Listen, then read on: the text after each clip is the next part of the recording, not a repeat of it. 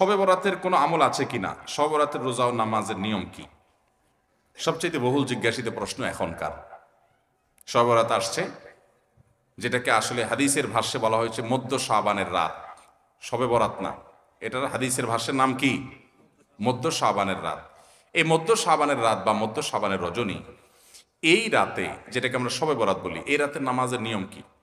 কয় রাকাত পড়তে হবে, কোন রাকাতে কোন সূরা কতবার পড়তে হবে, এটা বহুল জিজ্ঞাসিত একটা প্রশ্ন। এবং এ ব্যাপারে আমরা অনেকে জানি যে শবে বরাতের নামাজে এত রাকাত পড়তে হবে, সেখানে সূরা কুল হুয়াল্লাহ, ইখলাস এতবার পড়তে হবে, ইত্যাদি ইত্যাদি। লাইলাতুল কদর ছাড়া অন্য যে সমস্ত রাতের ফজিলত আছে, এর মধ্যে 10টা রাতের কথা আল্লাহ তাআলা শপথ করেছেন, ওয়াল ফাজরি ওয়া লায়ালিন আশর। সে 10টা রাত হলো জিলহজের প্রথম দশক। খবরও নেই আমাদের দেশে মানুষের, যে রাতগুলোর শপথ আল্লাহ কোরআনে করছেন, কত ফজিলতপূর্ণ, কিন্তু জিলহজের প্রথম দশকের রাতের কোনো বিশেষ ফজিলতের কথা আমরা কয়জনে জানি? যাই হোক, মধ্য শাবান রজনীর কথা আমরা বেশি জানি শুধু না, সবচেয়ে বেশি আমরা এ রাতে ইবাদত বন্দেগীর চেষ্টা করি। তো সবচেয়ে বেশি চেষ্টা তো হওয়া উচিত হলো লাইলাতুল কদরে। এর পাশাপাশি যদি কেউ মধ্য শাবানের রাতে আল্লাহ তাআলার ক্ষমা লাভের চেষ্টা করে, সেটা দর্শনীয় না, সেটা জায়েজ। এ রাতের এতটুকু ফজিলত অবশ্যই প্রমাণিত যে আল্লাহ রাব্বুল আলামিন এ রাতে হিংসুক ছাড়া, মুশরিক ছাড়া বাকি মানুষগুলোকে সাধারণ ক্ষমা ঘোষণা করেন। অতএব এ রাতের একেবারে কোনোই ফজিলত নেই, ব্যাপারটা সেরকম না। বিভিন্ন হাদিসের আলোকে এটুকু অন্তত সাব্যস্ত হয় যে আল্লাহ তাআলা হিংসুক এবং আপনার মুশরিক ছাড়া, মানুষের পিছিয়ে লাগে শত্রুতা, এই মানুষটা বাকি মানুষ থেকে মাফ করে। তাহলে মধ্য শাবানের রাত বা যেটাকে শবে বরাত বলছি আমরা, এই রাতের মূল আমলই হলো, এটাকে কেন্দ্র করে মূল আমলই হলো নিজেকে শিরক এবং হিংসা থেকে পরিচ্ছন্ন করা, সাধারণ ক্ষমার উপযুক্ত করা। এটা হলো মূল আমল, বাস। এর বাইরে আপনি ক্ষমা লাভের জন্য যদি চেষ্টা করেন, সেটা কোনো দর্শনীয় বিষয় নয়। তবে এই রাতকে কেন্দ্র করে বিশেষ ফরম্যাটে নামাজ, রাত জেগে, তারপর বিশেষ ফরম্যাটে ইবাদত, এই সূরা এতবার, এই নামাজ এত রাকাত, এরকম কোনো কথা কোরআন হাদিসে বর্ণিত হয়নি। এগুলো আমরা মন গড়া বানিয়ে নিয়েছি। এবং যদি এরকম কোনো ফরম্যাট আমরা ঠিক করে নিয়ে সেভাবে ইবাদত করাটাকে আমরা এ রাতের আমল, শরিয়া সিদ্ধ আমল মনে করি বা সুন্নাহ আমল মনে করি বা কোন নির্দিষ্ট আমল মনে করি, তাহলে বেদাতে পর্যবসিত হবে।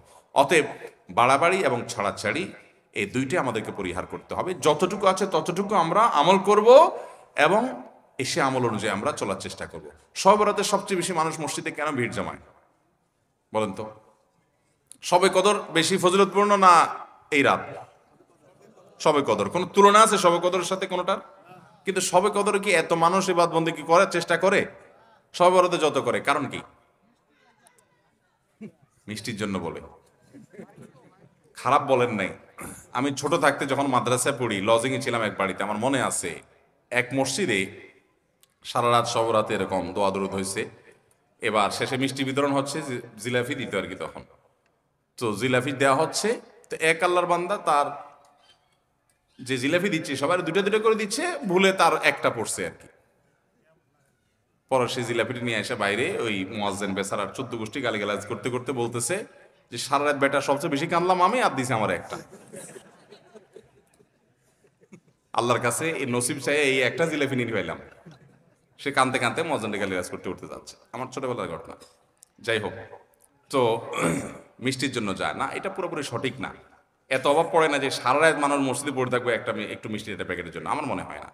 আমার যেটা মনে হয়, সবচেয়ে বেশি মানুষ এ রাতে ইবাদতবন্দির চেষ্টা করে, কারণ মানুষ মনে করে এ রাতে ভাগ্য নির্ধারণ হয়। অতএব এক রাতে ইবাদতবন্দি করে যদি সারা বছরেরটা ফাইনাল করে ফেলতে পারি, মন্দ কি? এই হলো মূল কাহিনী। আল্লাহ তাআলা আমাদেরকে বিশুদ্ধ পদ্ধতিতে ইবাদতবন্দি করার তৌফিক দান করুন। তাহলে ভাইরা আমার, মধ্য শাবানের রজনীতে আমরা আল্লাহ তাআলার কাছে ক্ষমার উপযুক্ত হওয়ার জন্য, হিংসা শিরক থেকে মুক্ত হওয়ার চেষ্টা করব। ক্ষমা পাওয়ার জন্য প্রচেষ্টা আমাদের থাকবে, কিন্তু ওই যে বেদাতি পন্থায় বিশেষ ফর্মে ঠিক করে ইবাদত, নামাজ, হালুয়া রুটি খায় মানুষ। হালুয়া রুটি কেন খায়? কেন খায় হালুয়া রুটি ভাই? সারা দেশে অনেক জায়গায় এখনো এটা হালুয়া রুটি ওই দিন বানাবে মানুষ। হালুয়া রুটিটা কেন হয় বলেন তো? বলে যে নবী সাল্লাল্লাহু আলাইহি সাল্লাম উহুদের যুদ্ধে তার দন্দান মোবারক শহীদ হয়েছে, এই জন্য উনি শক্ত খানা খাইতে পারতেন না, হালুয়া খাইতেন। এই জন্য আমরা হালুয়া খাই। আরে ভাই, নবী সাল্লাল্লাহু আলাইহি সাল্লামের দাঁত ভাঙছে প্রথম কতল, ওটা শাবান মাসে ঘটেই না, ওটা পড়ছে আরেক মাসে। আপনি এটা এই মাসে আনলেন কোত্থেকে?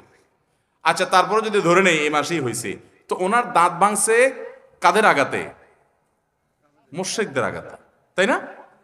আল্লাহর দুশমনদের আঘাতে।